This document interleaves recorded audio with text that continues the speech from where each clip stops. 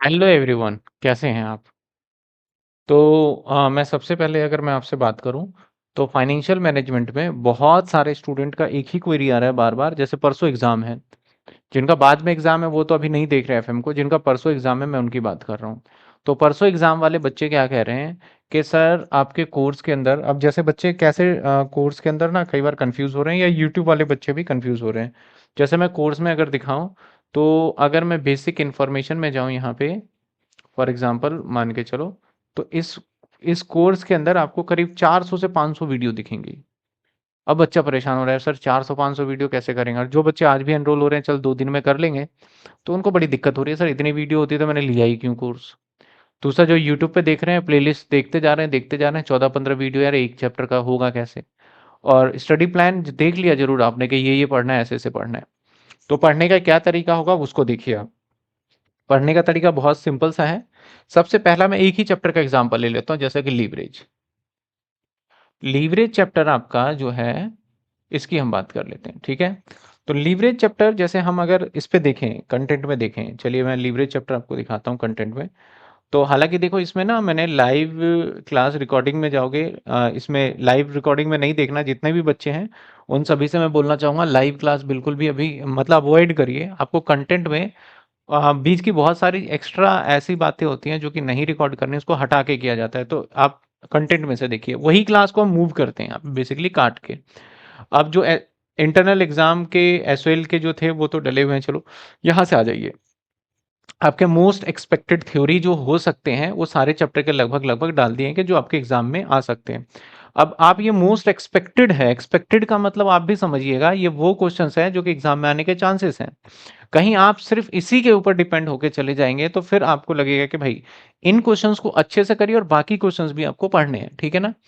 ऐसा ही most expected questions भी डाले हैं इसके अंदर, जैसे कैपिटल बस्टिंग के हो गए, सारे चैप्टर्स के डाले हुए हैं, ठीक है? अब ये चीजें खत्म हो जाता है, यहाँ डाउट के लिए नंबर वगैरह भी गिवन है आपको। अब हम बात करते हैं सर, यहाँ पे 20 डेज स्टडी प्लान वगैरह सारी चीजें हैं। ये सारे वीडियोस भी देखा जाए तो आपके किसी काम का नहीं है। जो बच्चा भी पढ़ना चाह रहा है, जिनके परसों पेपर है, पढ़ने का क्या तरीका है? ऑल क्वेश्चंस डिटेल ये भी मत देखिए, चलिए छोड़िए। फॉर्मूला चार्ट देखना है देखिए, नहीं तो छोड़िए अभी। सब्जेक्ट सिलेक्शन कौन सा करना है, सारी चीजें, ये इतने सारी वीडियो अकॉर्डिंग डाला हुआ है कि भाई बच्चों को काम आए। हाउ टू स्टडी इसको भी छोड़ दीजिए, क्योंकि अब तो एग्जाम है, आपको ये चीजें देखने का टाइम नहीं है। अब आएंगे कहाँ? सबसे पहले आएंगे आप लेटेस्ट क्लास के अंदर, लेटेस्ट क्लास वाले फोल्डर में आ गए। और यहाँ से आपका जैसे कि कुछ इंपॉर्टेंट थ्योरी के वीडियोस डाल दिए हैं इसमें पहले ही। इंट्रोडक्शन है लीवरेज। अब बच्चा जब लीवरेज देखेगा ना तो कहेगा सर एक क्लास, दो क्लास, और इसके बाद देखा जाए तो यहाँ से अगर मैं देखूं, दो क्लास, तीन क्लास, चार क्लास, टोटल चार क्लास है। और सर एक क्लास के अंदर ना क्वेश्चंस डले हुए हैं, एक क्लास के अंदर क्वेश्चंस डले हुए हैं। एक मिनट,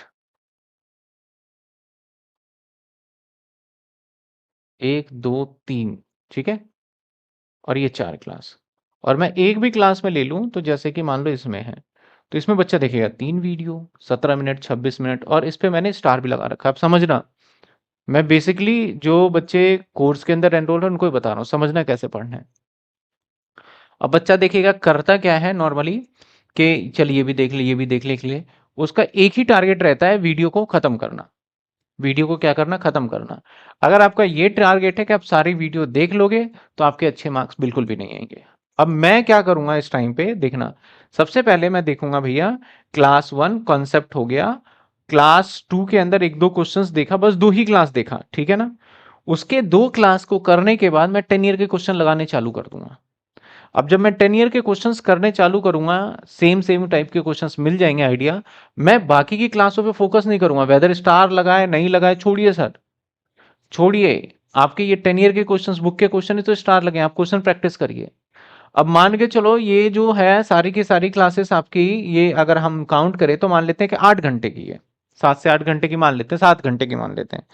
लेकिन अगर मैं 2 घंटे या 1 घंटे प्रॉपर कॉन्सेप्ट देख लूं, और एक से दो क्वेश्चंस देख लूं स्टार मार्क वाले, सारे नहीं देखने, एक से दो, उसके बाद मेरे पास 2.5 घंटे में मैंने ये पूरा चैप्टर का कॉन्सेप्ट क्लियर कर लिया। अब इसके बाद मेरे पास 1 से 1.5 घंटा या 2 घंटा और लगा दूं ना मैं प्रैक्टिस करने में, सेल्फ करने में, उसके दो बड़े फायदे होंगे। एक तो आप खुद प्रैक्टिस कर रहे हो क्वेश्चन, तो वो एग्जाम तक रिटेन रहेगा, फॉर्मेट वगैरह सारी चीजें आपको एग्जाम तक क्या रहेगा, प्रॉपर तरीके से रिटेन रहने वाला है। एक तो ये फायदा है। दूसरा फायदा क्या है यहाँ पे कि आपने प्रैक्टिस कर लिया, एग्जाम में भूलोगे नहीं, रिटेन भी रहेगा, और इतना टाइम आपने बचा लिया, ठीक है ना। तो मैं मानता हूँ 2.5 घंटे में खत्म। तो करने का तरीका ये है। अब बच्चे बोलेंगे अगर 10 ईयर नहीं हो तो 10 ईयर नियर बाय बाय करना ही करना पड़ेगा। बुक्स के भी हैं। अब हम मान लेते हैं कि 10 ईयर का क्वेश्चन करने बैठा, और 10 ईयर में से क्वेश्चन नंबर 6 जो है 10 ईयर का, वो मुझे प्रॉब्लम हुआ। क्वेश्चन नंबर 6 प्रॉब्लम हुआ, तो आप नीचे जाएंगे इसी फोल्डर में, अगर जाएंगे तो 10 ईयर के भी मैंने सारे क्वेश्चंस डाले हुए हैं। 10 ईयर के भी सारे क्वेश्चंस मैंने डाले हुए हैं, अगर देखा जाए तो क्वेश्चन नंबर 6 में जाएंगे उसमें, और उसको फटाफट से देख के, अच्छा मैं ये समझ रहा था और इसमें ये वाला कॉन्सेप्ट लगता है इसलिए गलती हो गई, ठीक है, फिर दोबारा आगे ऐसा नहीं रुक जाना है, करना है। तो 10 ईयर के क्वेश्चंस और बुक के क्वेश्चंस, मेरा ये मानना है कि जब आप सेल्फ करेंगे तो 2 घंटे में आप 15 क्वेश्चन कर सकते हैं कैलकुलेटर पे। आप 2-3 क्वेश्चन प्रैक्टिकल करिए, बाकी कैलकुलेटर पे फटाफट बुक के ऊपर ही रफली 10 ईयर के ऊपर साइड में कर करके देखते जाइए, ये ऐसे ऐसे ऐसे ऐसे हुआ है। ये है आपका पढ़ने का बेस्ट तरीका, जो कि आप कम टाइम में ज्यादा आउटपुट निकाल सकते हैं। अदरवाइज अगर आप सोचेंगे ना कि मैं सारी की सारी वीडियो देख लूं, तो दिक्कत होगा। तो मैं पहले बता दूं किस किस चैप्टर में आपको ज्यादा वीडियो देखना है और किस में कॉन्सेप्ट करना है, वो भी समझ लीजिए। क्योंकि सारे चैप्टर ऐसा नहीं है कि 2 में ही कॉन्सेप्ट खत्म हो जाए, ठीक है। तो मैं वो बता देता हूँ। सबसे पहले अगर हम बात करते हैं सर, थ्योरी इसमें सारा डाला हुआ है, ऑलमोस्ट इंपॉर्टेंट थ्योरी के नाम से जितने भी है सबको ओवरव्यू दिया हुआ है, इंपॉर्टेंट थ्योरी। मैं फिर से थ्योरी पूरा बता दूंगा एक बार। अब बात करते हैं सर लीवरेज। लीवरेज में आप 1 से 2 क्लासेस देखेंगे, और ज्यादा से ज्यादा 3 क्लासेस देखिए, आपको दूध का दूध पानी का पानी हो जाएगा, क्या पढ़ना है नहीं पढ़ना, और फटाफट कर सकते हैं। इसके बाद कॉस्ट ऑफ कैपिटल, बच्चा चाहे यूट्यूब पे भी हो, प्लेलिस्ट बना हुआ है, आप वहां से देख लीजिए। जो पेड वाले बच्चे हैं वो भी समझ लीजिए। कॉस्ट ऑफ कैपिटल के अंदर कॉन्सेप्ट कॉन्सेप्ट के आपके वीडियो हैं, ठीक है। 1 2 3 3 4 क्लासेस देखा, जहां से WACC स्टार्ट हो जाता है, WACC 1 2 क्वेश्चन स्टार्ट हुआ, अब छोड़ दीजिए वीडियो देखने, अपने क्वेश्चन प्रैक्टिस करने चालू कर दीजिए, जहां डाउट आता है वो कर लेंगे। 10 ईयर के अंदर कुछ क्वेश्चन में इसमें मिस्टेक एरर है, वो 10 ईयर का इग्नोर करिएगा आंसर बुक का, और मेरे कॉन्सेप्ट को देखिएगा। EBIT में मैं कहता हूं कि पहली क्लास देखिए, और बस उसके बाद आप कॉन्सेप्ट करना, क्वेश्चन करना चालू कर लीजिए। जब डाउट आता है तो आपके पास बुक है, ये क्वेश्चन क्यों नहीं हुआ, ढूंढ के फटाफट से वो कर सकते हैं। वैल्यू ऑफ फर्म में आपको पहली क्लास देखना है हर अप्रोचेस के, जैसे अप्रोच का 1 क्लास देख लिया, एक इसका देख लिया, 2 क्लास देख लिया, इसके बाद क्वेश्चन करना चालू कर सकते हो।